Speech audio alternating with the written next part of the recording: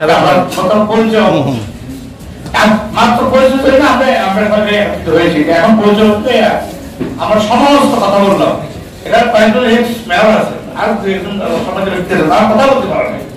আসলে গত ভিডিও আগে আসছিলাম তখন স্যার ছিলেন না, আমরা কথা বলতে পারি নাই। মানে কয়েকখানি মানে বলতে চান, হ্যাঁ বলবেন, সে সময় নিয়ে একদিন তখন সকালে মিটিং করবেন, সন্ধ্যা পর্যন্ত আমরা সবাই মিলে কথা বলবো, ডিসিশন শুনবেন। ডিসিশন বারবার বলতে হচ্ছে আমাদের 8টা মিটিং আছে, 8টা মিটিং থাকলে তো আমাদের পুরো টাইম মানে মানতে হবে। যাই হোক, আমি আমার সকলের প্রতি শ্রদ্ধা দেবে তাদেরকে আমি আমার বক্তব্য শুরু করছি। সংযুক্ত আকারে আমরা সমর্থন দিয়েছি। এই সরকার তাকে বাড়াবে যিনি এখানে দায়িত্ব নেন, তার প্রতি আমাদের শ্রদ্ধা, সম্মান, আস্থা সবসময় থাকবে, কারণ এটা আমাদের নৈতিক দায়িত্ব। আমরা বৈষম্য বিরোধী ছাত্র আন্দোলনের প্রথম বর্তমান ডক্টর ইউনূস সাহেবের যে সরকার হয়েছে, এই সরকার যাকে বাড়াবে, যিনি এসপি হয়ে আসবেন, যিনি ডিসি হয়ে আসবেন, যেই আসেন না কেন, আমরা তাকে কথা শুনতে বাধ্য হবো। কারণ এখানে কোনো বৈষম্য বিরোধী কোনো কার্যকলাপ করা যাবে না।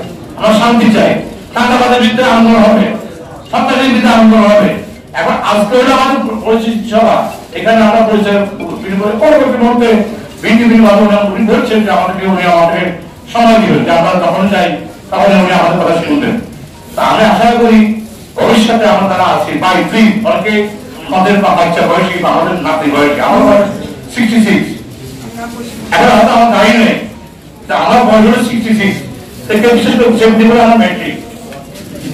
এখন দেখেন আমাদের নাতি বয়সী ছেলেরা আমাদের কথা বলার পরিস্কোপ দেয়। আমি মতো কত বুঝি না, আমি সেই কথা বলতে আজকে সেই কথা বলতেছেন। এখানে আমার শঙ্কর মজুমদার একজন ব্যবসায়ী ব্যবসায়ী, তিনি একজন হিন্দু সম্প্রদায়ের মূল কাজ উনি সভাপতি করেন। উনি ওই ব্যক্তি কথা বলতে চাইছে, তিনিও মানে স্কোপ পায় না। তা আমি মনে করি আমাদের মেয়ের সহযোগিতা আর তার শৃঙ্খলা না হবে কোনো মিটিং আমাদের তো অবশ্যই না। কারণ আমার মনে করি এখানে উন্নয়ন সভা আছে, আইনশৃঙ্খলা কমিটি হয়, তো করে আপনি প্রত্যেকটা রাজনীতি থেকে কিন্তু আমরা বড় দল আমাদেরকে বাড়াই দেন, জবাবকে একটু কমা দেন। ওই যে ইসলামিক কি আন্দোলন আছে সেখানে একজন দেন, গণ অধিকার পরিষদ থেকে একজন দেন, বৈষম্য থেকে একজন দেন, তাহলে হয়তো কি কথা শুনতে পারবো, বুঝতে পারবে সাংবাদিক থেকে দুইজন মধ্যে দিলেন। এইভাবে গণনা দাওয়াত দিয়ে আমাদের অপমান করার কোনো মানে হয় না। আমরা আমাদের সময় মূল্য আসবে, আমরা চাঁদাবাদের তৈরি খাই না, আমাদের কিছু কর্মসংস্থান আমাদের আছে। তো তারপরে আমি আরো কথা যদি হয়ে থাকে আমার মাফ করে দিবেন। কারণ আমরা মনে করি শৃঙ্খলা যদি এখানে না থাকে, এখানে কিন্তু বৈষম্য হয়। বক্তব্য নিয়ে বক্তব্য নিয়ে আমার মনে হয় বৈষম্য। মুসলমান, হিন্দু, বৌদ্ধ, খ্রিস্টান আমি একমত।